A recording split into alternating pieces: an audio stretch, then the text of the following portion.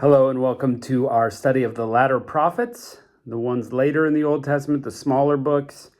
They're just as important, so they're not minor, as they used to call them, but they're still great books. So let's jump into Daniel chapter 3, verse 1. King Nebuchadnezzar made a gold statue 90 feet tall and 9 feet wide and set it up on the plain of Dura in the province of Babylon. Now, I was reading this and I just couldn't help but wonder, did he make the gold statue because he saw the gold statue in his dream? And God told him through the prophet Daniel that the head and shoulders were him. And so he's like, whoa, let's make a gold statue to replicate the dream. Never thought of that before. Must have been God put it in my brain. Possible. It doesn't say. Can't hold on to it for sure. But interesting. Verse 2, then he sent messengers to the high officers, officials, governors, advisors, treasurers, judges, magistrates, and all the provincial officials to come to the dedication of the statue he had set up. So all these officials came and stood before the statue of Nebuchadnezzar had set up. Then a herald shouted, people of all races and nations and languages, listen to the king's command. When you hear the sound of the horn, flute, zither, lyre, harp, pipes, and other musical instruments, bow down to the ground to worship King Nebuchadnezzar's gold statue. Anyone who refuses to obey will be immediately thrown into a blazing fire. Well, this is the setup of a super famous story that we are familiar with Shadrach, Meshach, and Abednego. So, interesting. Okay. Nebuchadnezzar announces to all the people, you've got to worship this statue. It's not just bowing down as reverence to a king, it's worship. You must worship this as God. This is a problem. So far, the fellas that are in exile have stood up for their beliefs and the law by not eating things that they were not supposed to eat. Now let's see how they do this in the face of such a dire consequence. So at the sound of the musical instruments, the whole list of them, the whole orchestra strikes up a tune. All the people, whatever their race or nation or language, bowed to the ground and worshiped the gold statue that Nebuchadnezzar had set up. Now, if you're in a polytheistic society, probably no big deal, right? Yeah, let's please all the gods, right? But our boys are not polytheistic, they're monotheistic. They believe in one God only, and cannot worship anything else. But some of the astrologers went to the king and informed on the Jews. They said to Nebuchadnezzar, long live the king. You issued a decree requiring all people to bow down and worship the gold statue when they hear the sound of the horn, flute, zither, lyre, harp, pipes, and other musical instruments. It's like they're reading off a list here. That decree also states that those who refuse to obey must be thrown into a blazing furnace. Maybe they brought the decree with them. Look, see? Your words. But here are some Jews, Shadrach, Meshach, and Abednego, whom you have put in charge of the province of Babylon. They pay no attention to you, your majesty. They refuse to serve your gods and do not worship the gold statue which you've set up. A truthful statement. Shadrach, Meshach, and Abednego have been put in charge of the province of Babylon after Daniel was awarded a higher rank because interpreting the dream that Nebuchadnezzar had. And he said, I need these guys with me. And so they were all elevated. And so now maybe there's some jealousy going on for these guys, but they've really threw them under the bus here. Then Nebuchadnezzar flew into a rage and ordered that Shadrach, Meshach, and Abednego be brought before him.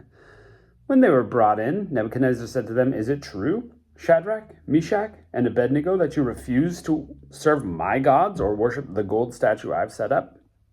I will give you one more chance to bow down and worship the statue, which I've made, when you hear the sound of the musical instruments. But if you refuse, you will be thrown immediately into the blazing furnace. Then what God will be able to rescue you from my power? This is a great question, in a society where the gods don't really do much. They talk about them doing a lot of things, but they don't do much because they're not real. Who's going to save you? And it doesn't even seem like the Jews' God will save them because Babylon conquered them. So your God is nothing either. You could see how Nebuchadnezzar would get to that point.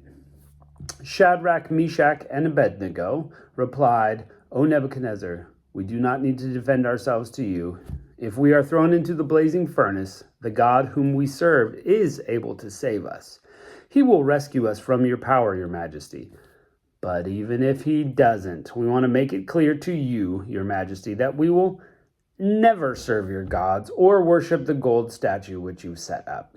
So they're like, don't even bother to strike up the band again. We'll tell you now, we're not serving it. We're not worshiping it. Not going to do it. We serve our God only. Nebuchadnezzar was so furious with Shadrach, Meshach, and Abednego that his face became distorted with rage. He commanded that the furnace be heated 7 times hotter than usual. Then he ordered some of the strongest men of his army to bind Shadrach, Meshach, and Abednego and throw them into the blazing furnace. So they tied them up and threw them into the furnace, fully dressed in their pants, turbans, robes, and other garments. They're not even taking time to do anything. They're just grab them, wrap them up, and in you go after the furnace is 7 times hotter. So they're sure to die. They're going to be burned to death. And because the king in his anger demanded such a hot fire in the furnace, the flames killed the soldiers as they threw the 3 men in. So these guys are dragging them in and they throw them in, but they're overwhelmed with heat exhaustion and they die just because they're there throwing them in. So Shadrach, Meshach, and Abednego, securely tied, fell into the roaring flames. Now this is where our story could end, but it doesn't. But suddenly Nebuchadnezzar jumped up in amazement and exclaimed to his advisors, "Didn't we tie 3 men up and throw them into the furnace?" "Yes, your majesty, we certainly did, Shadrach, Meshach, and Abednego, right?" "Look," Nebuchadnezzar shouted, "I see 4 men unbound, walking around in the fire, unharmed, and the 4th looks like a god." Then Nebuchadnezzar came as close as he could to the door of the flaming furnace and shouted, "Shadrach, Meshach, and Abednego, servants of the Most High God, come out, come here." You ever wonder who is the person in the furnace? Is it Jesus in the flesh? Is it an angel to protect them? Could be either one. But he had this shiny appearance that we hear talked about in several places in the Old Testament here. Doesn't matter. On the whole, doesn't change the story if it's Jesus or an angel. The truth of the matter is God saves them by his power and they are unharmed. And now they're being beckoned to come out of the furnace because Nebuchadnezzar is so amazed at this God that they serve. So, which he should have known because Daniel interpreted his dream without even knowing what the dream was. He told him the dream and the interpretation. This is the impressive God that we all can serve. So Shadrach, Meshach, and Abednego stepped out of the fire. Then the high officers, officials, governors, and advisors crowded around them and saw that the fire had not touched them. Not a hair of their head was singed and their clothing not scorched. They didn't even smell of smoke. So they can't attribute it to Shadrach, Meshach, and Abednego being amazing because their clothes are fine. And their clothes were just normal clothes. Like, your clothes would burn up. People died just by being too close. And I love this little detail, always have. They didn't even smell of smoke. If you've ever been by a campfire, your clothes smell like smoke. That's just how it goes. And, you can smell a campfire from miles away, it feels like, and goodness gracious, they didn't even have a wisp of smoke smell about them. Then Nebuchadnezzar said, "Praise to the God of Shadrach, Meshach, and Abednego. He sent his angel to rescue his servants who trust in him.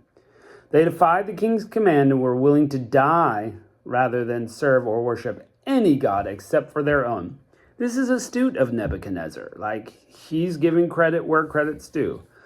"Therefore I make this decree, if any people, whatever their race or nation or language, speak a word against the God of Shadrach, Meshach, and Abednego, they will be torn limb from limb, and their houses will be turned into heaps of rubble. There's no other God who can rescue like this." Again, super astute of Nebuchadnezzar. He realizes this is the real God. He can do stuff. I've never seen anything like it, he's saying. And so much so that he puts a law into account and said, look, don't speak against him or you'll be punished severely.